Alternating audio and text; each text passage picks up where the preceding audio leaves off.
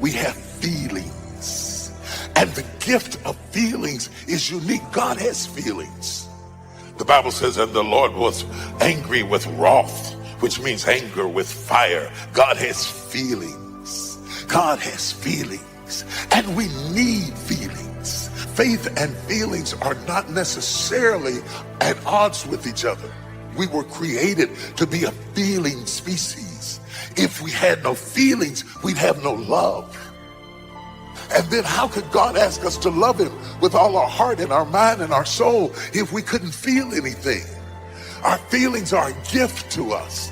He can be touched by the feelings of our infirmity, tempted in all points, like as we are, yet without sin. God cares how you feel. He doesn't want us to be led by feelings, but he wants us to have feelings. He wants us to have feelings. There's a natural protectiveness that we have over a child.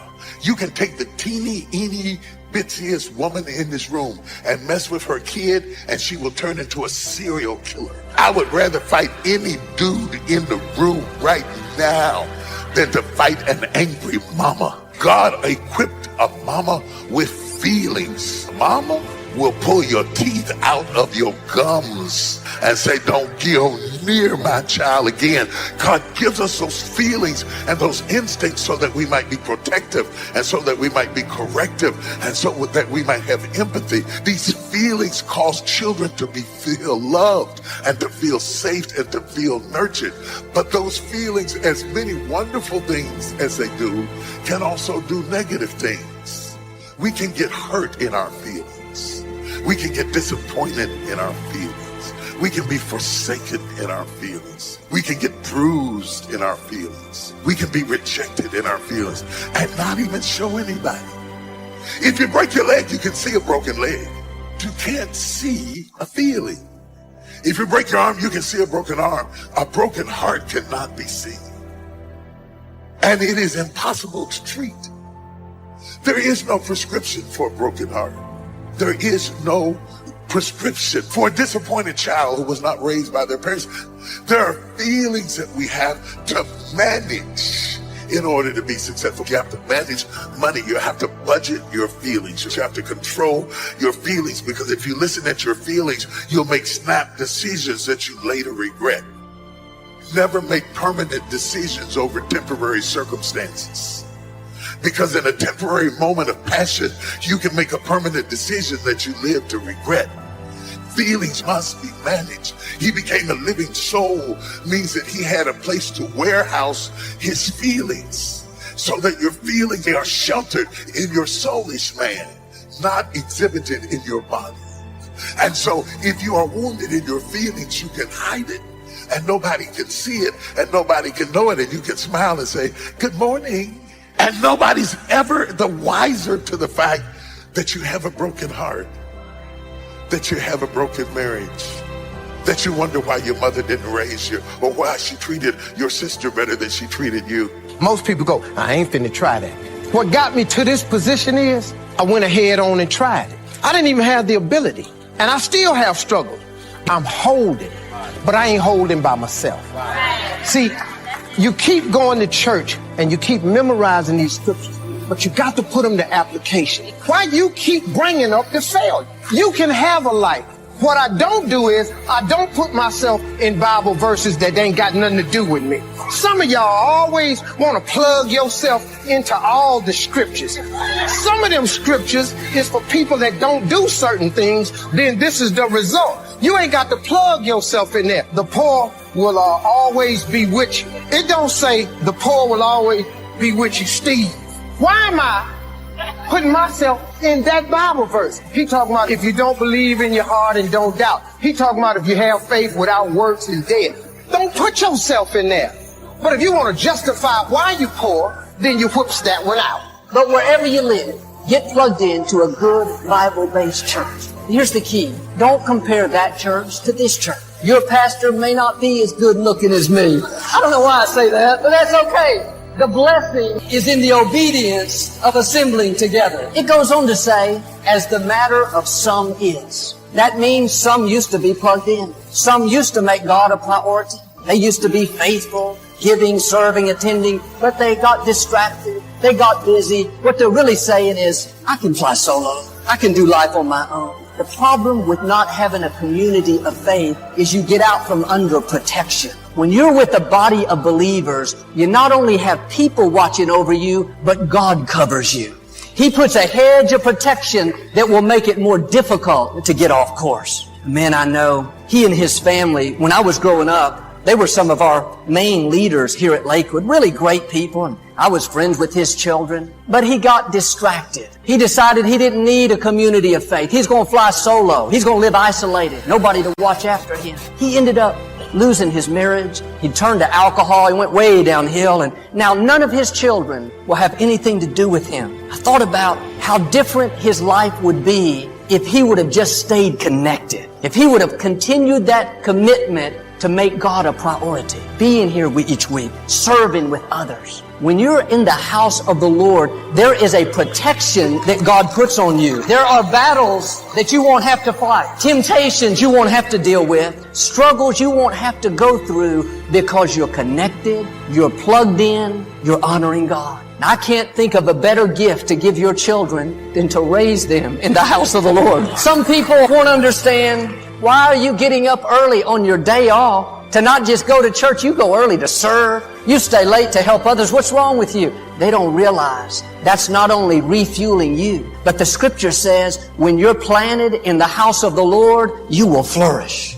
When you're plugged in, faithful, you make being at God's house a priority, there is a blessing on your life that will cause you to bloom, to blossom, to flourish. You will reach levels that you could not reach on your own. David said, I love your sanctuary, the place where your glory shines. You know what's happening right now? God's glory is shining down on you. His favor, His strength, His healing, His encouragement. Your week will go better because you're covered with the glory of God. That good break you had recently, that client that called and placed an unexpected order, that car that swerved just at the last minute and barely missed you, wasn't a lucky break. That was the blessing that comes from being planted in the house of the Lord. That's God's glory shining down, covering you, favoring you, protecting you, keeping you safe. But today, there are so many distractions. Good things can keep us from God's best. Well, Joel, I've got soccer today, or I've got some errands to run. I've got a busy week. I'm going to stay home and rest. All good things. But when you realize the benefits of coming together, you'll rearrange your schedule so you can be in the house of the Lord. It's all what we make important. I love sports. I've seen people go to a football game, sit outside in 20-degree weather, freezing cold, traffic is terrible. They have to walk a mile to the stadium, sit in the upper deck, can't even see, their eyelashes are frozen. They don't complain, they don't get upset. They're a fan. They love their team. What if we had that same spirit? I'm a fan. I'm going to the house of the Lord, not to cheer on my team, but to worship my God, to thank Him for what He's done, to draw strength from other believers, to have His glory shine down on me. Just don't forsake assembling together, and so much more as you see the day approaching. It's saying, be sure you come together, but as the times start getting darker, there's more trouble, more calamity, then make especially sure that you come together. We are living in a day where almost every week there's an incredible tragedy. School shootings, people driving buses into innocent people, viruses that are hard to contain, flooding, earthquakes. If there was ever a day we should come together, not out of fear, but to draw strength and encouragement from each other, it would be today. What do you do when you fail? You know, recently we reviewed that U.S. Army field manual. And it says in that manual, other than death, all failure is psychological. Other than death, all failure is psychological. Think about that. Just think about that. This failure, this upset, this catastrophe. If you aren't dead, then it's just psychological. It's in your head. Now, this does not mean that you won't lose some battles, because you will. We all will. But it does mean that as long as you don't surrender, as long as you don't give up, as long as you don't quit, then you haven't failed. It just means you've made a temporary tactical retreat. It means you've made a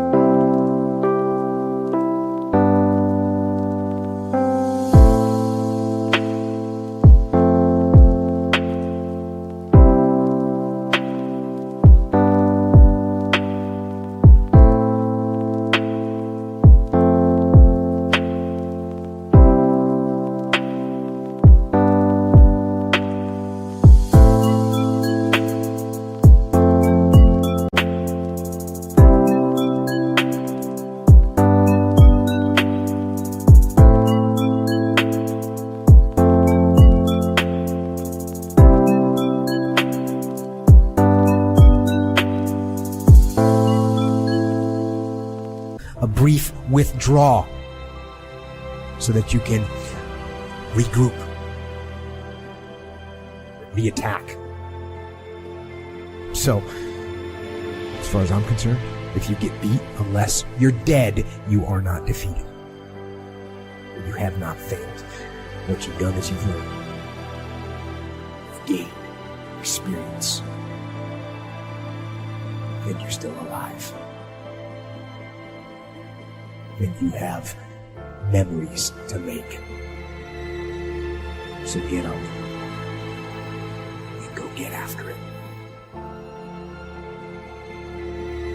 If you constantly remind yourself, after every defeat, after every setback, every time you get knocked down, I've got a saying, if life knocks you down, try and land on your back, because if you can look up, you can get up. See, a lot of people, because of failure, they stop believing. Let me share something with you. You will fail your way to success. To know that your life is not over and the game does not stop just because you bruised your arm or you stitched your knee. To feel pain and rise up anyway and say, the fight is not lost just because I fell in the first round. The game is not lost just because I got tackled or ran into an opposition. And many of you have run into something, got some bruises and some cuts, and you're sitting on the sidelines nursing your wounds when you need to get back up again and get in the game. Just because you failed doesn't make you a failure. And when life hits you, you just got to keep licking. You got to keep going. Just don't quit, all right? Failure is a part of the learning process, right? What's the risk of failure? What, you'll be embarrassed? Failure implies that it stopped, that the game stops, right? If it's part...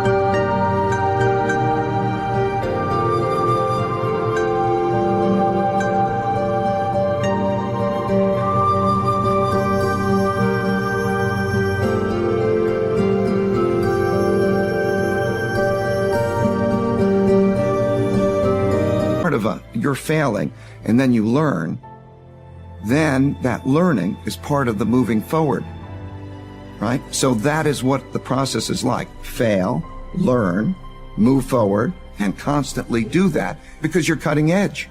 You're going where people haven't been before.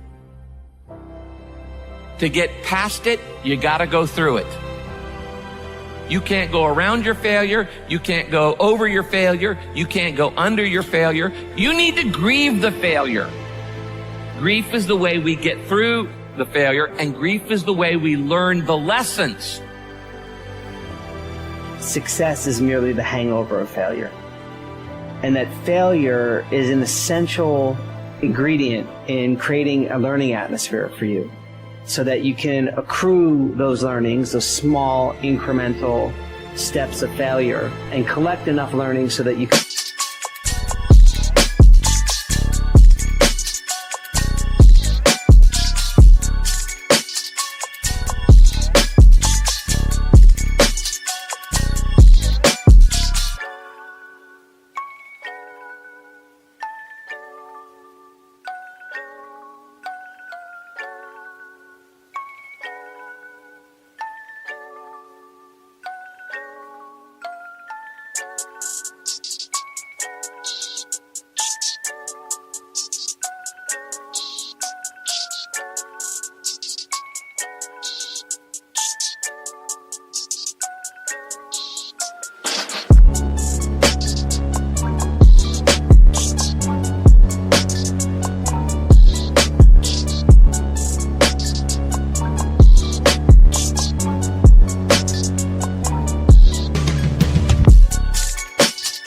arrive at success. You're going to fail. And that's okay, because you know what? You know down deep inside of all of you, that's how you learn. The person who's standing at the end with their hand raised isn't the person with all the genetics. It isn't the person with the most potential. It's the person that has the greatest perseverance, that's always willing to get up. The difference between a champion and a loser is that they both fail. Is that the loser allows the failure to stand for life.